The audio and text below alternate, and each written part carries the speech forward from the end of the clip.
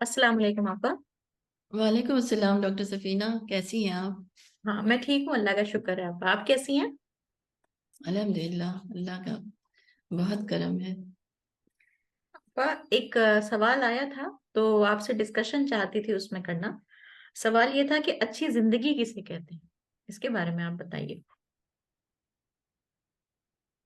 آج کل تو جو اچھی زندگی کا کرائٹیریا ہے وہ تو یہی ہے کہ ایک اچھا گھر ہو، بڑی گاڑی ہو، اور تمام مٹیریل سامان ہو، اور فیملی کے ساتھ انجوائے کیا جائے۔ لیکن دولت کما کر انسان اپنا عیش و آرام خریدے، اس کو اسلام میں اچھی زندگی نہیں بتایا گیا ہے۔ خدا نے ایسی زندگی کو ناپسند کیا ہے۔ قرآن کے چیپٹر 102 کی ورس 1-2 میں بتایا گیا ہے کہ زیادہ کی حرص نے تم کو غفلت میں رکھا، یہاں تک کہ تم قبروں میں جا پہنچے۔ ہم، تو اس سے سمجھ میں آتا ہے کہ جب ہم دولت کو اپنا سول کنسرن بنا لیتے ہیں تو آخرت کو ہی بھول جاتے ہیں نا۔ اور یہ آخرت سے غفلت ہونا انسان کو اور بھی زیادہ خدا کے سامنے اکاؤنٹیبل ہونے کے لیے تیار کر رہا ہے۔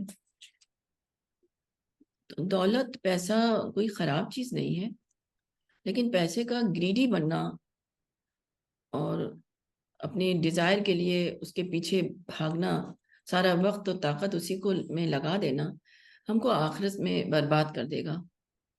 اور اگر یہی پیسہ ہم خدا کے لیے دے دیتے ہیں جو ہمارے پاس ہے، اور اپنی زندگی کو نیڈ بیس پر گزارتے ہیں، تو یہ ہمارے لیے آخرت میں ڈیوائن ریوارڈ بن جائے گا، ہمارے لیے آخرت میں کامیابی کا ذریعہ بن جائے گا۔ قرآن میں چیپٹر 28 کی ورس 77 میں قارون کے بارے میں بتایا گیا ہے کہ قارون کو فرعون کی وفاداری کا جو پرائز ملا وہ یہ کہ وہ بے شمار دولت کا مالک بن گیا۔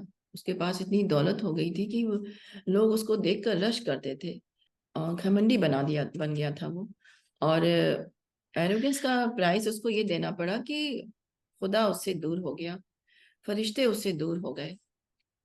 تو اچھی زندگی کا مطلب یہ نہیں کہ بہت زیادہ دولت پانے کی کوشش کی جائے تاکہ لگزوریس لائف گزارا جا سکے۔ اچھی زندگی کا مطلب انسان کو خدا مل جائے تو اس کے اندر کنٹینٹمنٹ آ جاتا ہے۔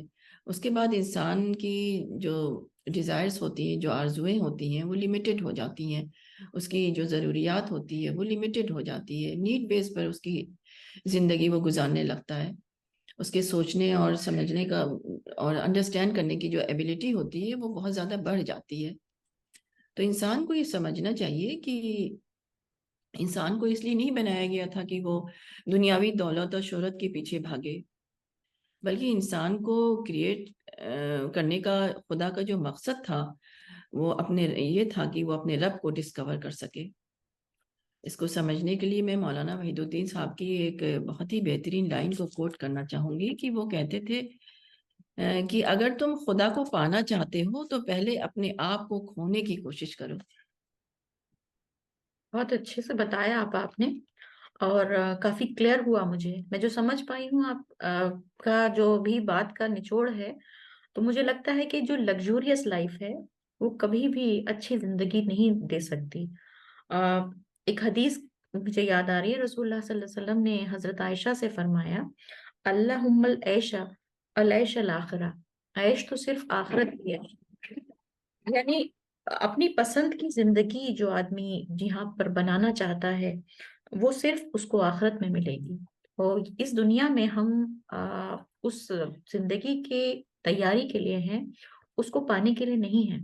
تو اس بات کو سمجھنا بہت ضروری ہے، یہ بہت بڑی وزڈم کی بات ہے جو آپ نے بتائی۔ اور انسان کے اندر جو ایک آئیڈیل کی تلاش رکھی گئی ہے، وہ موجودہ دنیا کو ہم سب کچھ نہ سمجھ لیں اس لیے رکھی گئی ہے۔ یہ ہمارے اندر ایک نیچرل انسینٹیو ہے آخرت کا، ہمارے لیے آخرت کے کانسیپٹ کو انڈرسٹینڈیبل بنانے کے لیے یہ اللہ تعالیٰ نے ہمارے اندر ایک آئیڈیل کی تلاش رکھ دی ہے۔ اور اس سے یہی سمجھ آیا کہ اچھی زندگی وہی زندگی ہے جس کو ہم پوری طرح اویل کر کے اپنی اپنے آپ کو جنت کے قابل بنا سکیں، اپنی آخرت کو سنوار سکیں۔ اپنی اس لائف کو ہمیں، اگر ہم نے جرنی ٹورڈز پیراڈائز بنا لیا تو وہی ہمارے لیے اچھی لائف ہے، گڈ لائف ہے۔ تو दुनिया के जो भी हम मांगते हैं दुनिया में, दौलत या जो भी हम हमारी ख्वाहिशें होती हैं, इस्लाम के हिसाब से जो कहा गया है वो कि दुनिया के लिए जो मांगने की चीज है वो आफियत है। और आफियत भी इसलिए मांगी जाती है क्योंकि हमारा जो ये पर्सनालिटी डेवलपमेंट है या जो हम जन्नत की तैयारी कर रहे हैं, ये काम नॉन स्टॉप चलता रहे, इसमें कोई रुकावट ना आए पूरी लाइफ में। तो आपने जो जिस तरह से समझाया, तो ये भी समझ में आ रहा है कि इंसान का असल अचीवमेंट ये है कि वो एक हायर गोल को अपनी लाइफ में बनाए और उसके लिए डेडिकेट कर दे। क्योंकि आपने जो बात कोट की, अल्लाह को पाने के लिए अपने आप को खोना पड़ेगा। तो ये बात यही है कि अपनी मटेरियल ख्वाहिशों को, अपनी सारे डिजायर्स को सेकेंडरी दर्जा देना पड़ेगा। और मौलाना साहब की एक और कोट मैं भी करना चाहती हूँ। मैंने पढ़ा कि उन्होंने कहा कि सामान जिंदगी के लिए है, ना कि जिंदगी सामान के लिए। तो आज हम लोगों ने अपनी जिंदगी को सामान इकट्ठा करने के लिए मिशन, उसका एक बन गया है कि उसमें सामान इकट्ठा किया जाता है। तो अपनी नीड बेस्ड लाइफ जीना, कंटेंटेड लाइफ जीना, यही हमें सच्चा इत्मीनान देता है। एक हदीस है आपा कि तुम में से जो शख्स सुबह करे अपने घर में सलामती के साथ, तंदुरुस्त जिस्म के साथ, और उसके पास दिन भर की खुराक हो, गोया उसके पास पूरी दुनिया जमा कर दी गई। तो इसको पढ़ने से ये महसूस होता है कि आज हमारे पास पूरी दुनिया मौजूद है। तो जो हमें काम करना है वो ये कि हमें इसका शुक्र अदा करते हुए अपनी अपनी इस कोशिश में लगे रहना है कि हम अपनी विजडम को बढ़ाएं, अपनी पर्सनालिटी को डेवलप करें। क्योंकि कुरान में कहा गया है कि सबसे बड़ी दौलत विजडम है और उसको ही कमाने की कोशिश करनी चाहिए। ये बात बहुत अच्छे से क्लियर हुई आपका। जी बिल्कुल, आपने जो हदीस कोट किया वो तो माशाल्लाह बहुत ही ज्यादा पावरफुल हदीस है कि ऐश तो सिर्फ आखिरत का है। ये मैसेज हमको वार्न कर रहा है कि हमें यकीनन इस दुनिया में ऐश के पीछे अपने वक्त को बर्बाद हमको नहीं बर्बाद करना चाहिए। तो डॉक्टर सफीना, अगर हम ये रियल ट्रूथ को के सीकर बन जाएं और उस सच्चाई को, उस ट्रूथ को पा लें, तो इस दुनिया में जो इंसान के अंदर जो हर वक्त एक डिजायर उबलते रहते हैं ना, वो बिल्कुल टेस्टलेस हो जाएंगे। अम, और क्योंकि सच्चाई को पा लेने के बाद इंसान को सिंपलिसिटी में जो है टेस्ट मिलने लगता है, और ग्लिटर और ग्लैमर इसको कैद खाना यानी जेल की तरह महसूस होता है। तो आजकल हर इंसान अपनी अकल और समझ को जो है ज्यादा से ज्यादा दुनिया को पाने में लगाए हुए है। ये इंसान की बहुत बड़ी नासमझी है। और हम सबको ये मतलब हम ये जानते हैं कि तमाम पैगंबरों ने और तमाम अल्लाह के खास बंदों ने अपनी अकल समझ को खुदा को पाने में लगाया, आखिरत को पाने में लगाया। और जैसा कि ये भी हम जानते हैं कि इसी को विजडम कहते हैं। आजकल औरतों की भी बात करें तो आजकल जो लेडीज हैं वो बहुत ज्यादा नुमाइशी और जो शो ऑफ वाली चीजें होती हैं ना, उसमें रहती हैं। तो उनको ये जरूर जानना चाहिए कि इस्लाम सिंपलिसिटी को पसंद करता है। जैसे हजरत आयशा रजी अल्लाह, जिनकी जहानत गॉड गिफ्टेड थी, जिसको उन्होंने सिर्फ इस्लाम के लिए इस्तेमाल किया और अपने को सिंपलिसिटी पे कायम रखा।